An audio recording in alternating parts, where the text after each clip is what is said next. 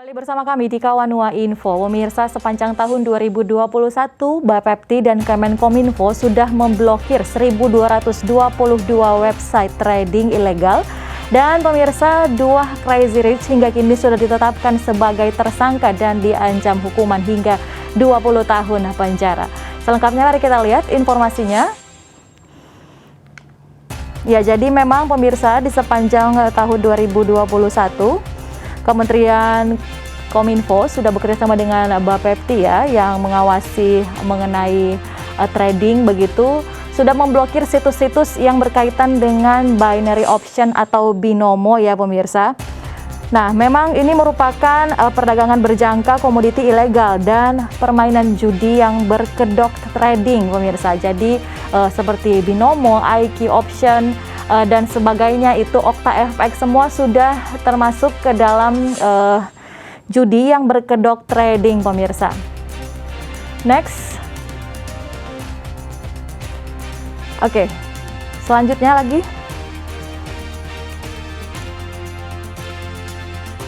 Oke. Nah, ini dia pemirsa ya. Jadi memang sudah ada dua Crazy Rich hingga kini, yaitu Indra Kents dan juga Doni Salmanan yang telah ditetapkan sebagai tersangka untuk penipuan binomo ini sendiri. Dan memang pemirsa, perkembangan teknologi yang begitu pesat ya, didukung oleh majunya platform begitu ya pemirsa. Makanya memang untuk platform semacam ini terus berkembang. Ada yang diblokir tapi terus saja ada yang baru berkembang. Diblokir satu bisa ratusan begitu yang baru muncul. Nah, masyarakat Indonesia diminta supaya jangan cepat tergiur ya dengan penawaran profit yang begitu besar kalau ada investasi dalam bentuk apapun pemirsa, baik itu aplikasi ataupun misalnya ada investasi jenis lain seperti koperasi dan sebagainya yang menawarkan misalnya pemirsa untuk bunga yang terlalu fantastis, apalagi di atas BI rate itu pemirsa, itu patut diwaspadai, jangan-jangan investasi bodong. Nah, lalu bagaimana sebenarnya kita menyikapi mengenai investasi bodong ini? Mari kita lihat wawancara bersama perwakilan dari Otoritas Jasa Keuangan Sulawesi Utara. Investasi bodong adalah penipuan yang berkedok investasi, di mana penipuan ini dikarenakan pelaku menawarkan bunga yang sangat tinggi dalam waktu singkat dan tanpa risiko ketika mengajak masyarakat untuk berinvestasi. Nah, masyarakat harus cerdas, harus bisa kemudian mengecek legalitas daripada perusahaan atau entitas atau pelaku oknum yang menawarkan investasi ini. Cara mengeceknya itu bisa melalui hotline-nya OJK yang kita siapkan 157, kemudian di sana meminta informasi terkait legalitas apakah perusahaan yang menawarkan investasi ini bodong, ilegal, atau legal. Nanti ada petugas yang kemudian akan memberikan informasi terkait dengan kelegalitas dari entitas itu. Begitu juga terkait oknum yang menawarkan. Jadi oknum ini juga tidak sembarangan orang bisa menawarkan investasi. Minimal dia mempunyai sertifikasi atau lisensi sebagai agen penjual produk dari investasi itu. Begitu. Nah, kalau dia legal, jelas adalah perusahaan yang memang terdaftar dan berizin, baik dari izin dari otoritas yang berwenang terkait dengan produk investasi di pasar modal seperti Otoritas Jasa Keuangan, atau produk investasi yang komoditi.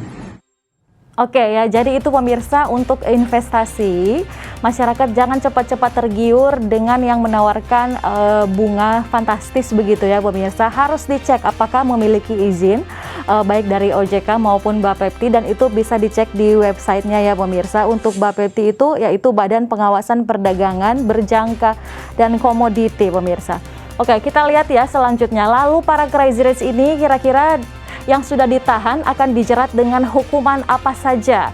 Ya, jadi ini ya, Indra Kents saat ini sudah menjalani penahanan pemirsa ya di Rutan Bareskrim Polri. Nah, Doni Salmanan juga ini yang kedua ditangkap sudah dijerat ya dengan beberapa pasal secara berlapis. Ada Undang-Undang ITE, ada KUHP, dan juga ada mengenai Undang-Undang Tindak Pidana Pencucian Uang. Nah, oke. Jadi memang untuk pasal yang disangkakan yaitu adalah pasal 45 pemirsa, ayat 2, junto pasal 27 ayat 2 Undang-Undang ITE, kemudian pasal 45 ayat 1, junto pasal 26 ayat 1 Undang-Undang ITE. Saya bacakan ya pemirsa untuk Undang-Undang ITE tadi ya pemirsa, ini dia. Setiap orang yang dengan sengaja tanpa hak mendistribusikan dan atau mentransmisikan dan atau membuat dokumen elektronik yang memiliki muatan perjudian sebagaimana dimaksud dalam pasal 27 ayat 2 dipidana dengan pidana penjara paling lama 6 tahun atau denda paling banyak 1 miliar rupiah. Itu.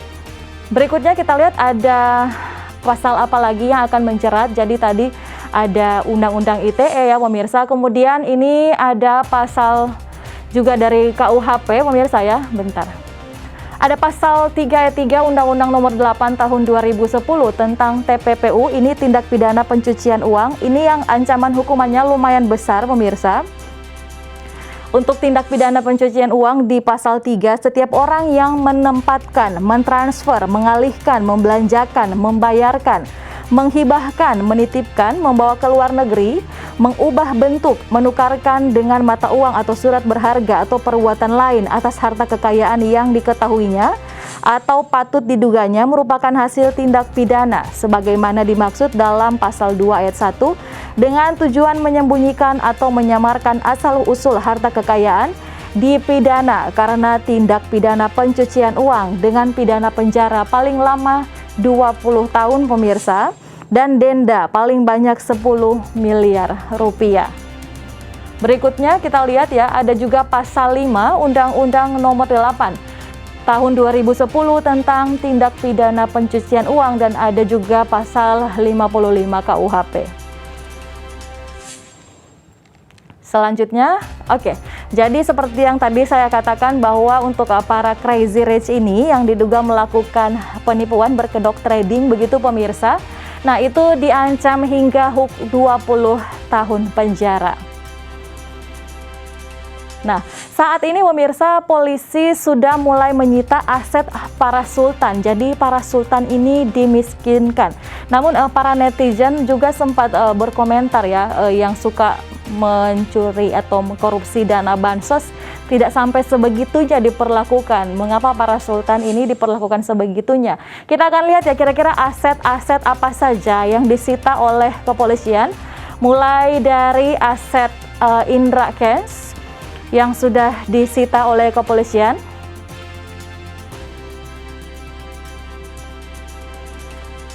Ya, jadi ada rumah, ada tanah, pemirsa ini dia. Ada rumah mewah di Deli Serdang, Sumatera Utara seharga 6 miliar. Kemudian rumah di Medan 1,7, rumah berlokasi di Tangerang, mobil listrik Tesla, kemudian ada mobil Ferrari California pemirsa. Ada apartemen juga dan ada rekening atas nama Indra Kusuma serta rekening Genius atas nama Indra. Kemudian yang sudah disita dari Crazy Rich Doni Salmanan apa saja? Kita lihat berikut ini ya pemirsa. Oke, kalau dari Doni Salmanan yang sudah disita adalah satu rumah di wilayah Kabupaten Bandung, kemudian satu rumah juga di Kota Bandung, Jawa Barat, ada mobil Porsche California, 2 unit Honda CR-V, 1 unit Fortuner, 2 Kawasaki Ninja, ada BMW dan ada Ducati pemirsa ya. Itu sebagian saja ya dari harta kekayaan yang sudah disita oleh kepolisian. Nah, mengapa perlu disita pemirsa? Karena memang ternyata untuk para korban, nah untuk para korban yang mengalami kerugian ya dari tindak pidana ini pemirsa bisa mendapatkan kembali kerugian mereka. Itu ada ada caranya begitu, ada mekanismenya. Nah, ini dia pemirsa aset Doni Salmanan sendiri yang sudah berhasil disita, ada kurang lebih 64 miliar rupiah. Diduga ini belum seberapa dengan aset mereka yang sesungguhnya ya pemirsa. Nah, ini polisi mengimbau setiap orang yang pernah menerima uang dari Doni Salmanan maupun Indra Kents agar segera melapor. Begitu juga dengan yang merasa menjadi korban agar segera melapor pemirsa, karena memang berdasarkan informasi dari LPSK atau Lembaga Perlindungan Saksi dan Korban, skema ganti rugi bisa digunakan para korban investasi ilegal melalui mekanisme restitusi atau ganti rugi pelaku. Nah, hal ini sudah diatur dalam pasal 7A Undang-Undang Nomor 31 Tahun 2014. Oke pemirsa, kita masih akan kembali lagi membahas mengenai fenomena Crazy Rich yang begitu menghebohkan belakangan ini. Tetap bersama kami di Kawanua Info.